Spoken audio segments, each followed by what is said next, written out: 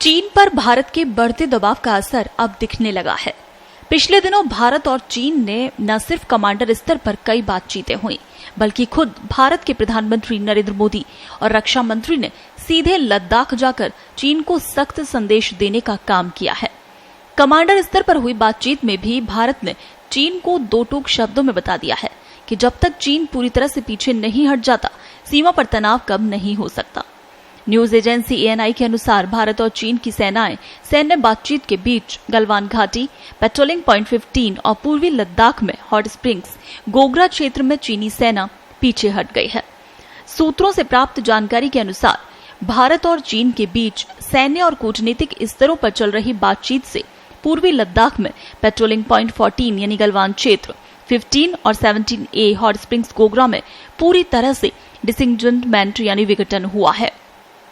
यानी चीनी सेना इन इलाकों में पीछे हटी है और भारतीय सेना भी किसी संभावित झड़प से बचने के लिए पीछे आई है। आशय ये कि अब दोनों सेनाएं इन पॉइंट्स पर आमने सामने टकराव की स्थिति में नहीं है।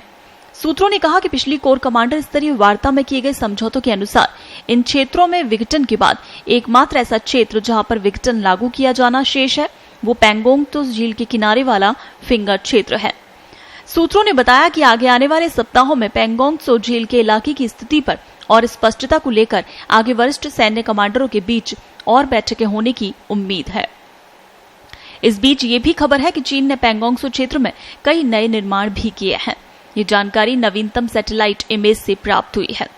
लेकिन सूत्रों ने दावा किया है कि भले ही दोनों पक्षों के बीच विघटन हो रहा है, लेकिन चीन ने पूर्वी लद्दाख में LAC पर अपनी तरफ विघटन की प्रक्रिया शुरू नहीं की, जहां उन्होंने लगभग 40,000 सैनिकों को बनाए रखा है, जिन्हें सामने और गहराई के क्षेत्रों में भारी हथियारों के साथ तैनात किया गया है। इससे पहले आई खबर के मुताबिक सूत्रों ने जानकारी दी थी कि चीन के सैनिक गलवान नदी घाटी में कम से कम 1 किलोमीटर पीछे हट गए हैं। ये भी कहा गया था कि भारतीय सैनिक भी उसी जगह से पीछे हट गए हैं और दोनों सेनाओं ने अपने बीच एक बफर जोन बना लिया है। लेकिन अब भी चीनी सैनिक जो कि कई जगहों पर मौजूद थे, इसीलिए भारतीय सैनिक भी वहां डटे रहे और उन्हीं इलाकों को लेकर अब सहमति बनी है।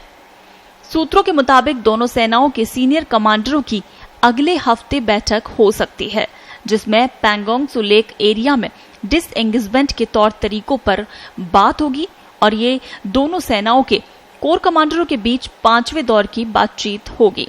यानी दोनों देशों के बीच ये 5वें दौर की बातचीत होनी है। इससे पहले भी 4 बार दोनों देशों के कमांडरों के बीच सेनाओं के बीच बातचीत हो चुकी है। ब्यूरो रिपोर्ट, पत्रिका TV।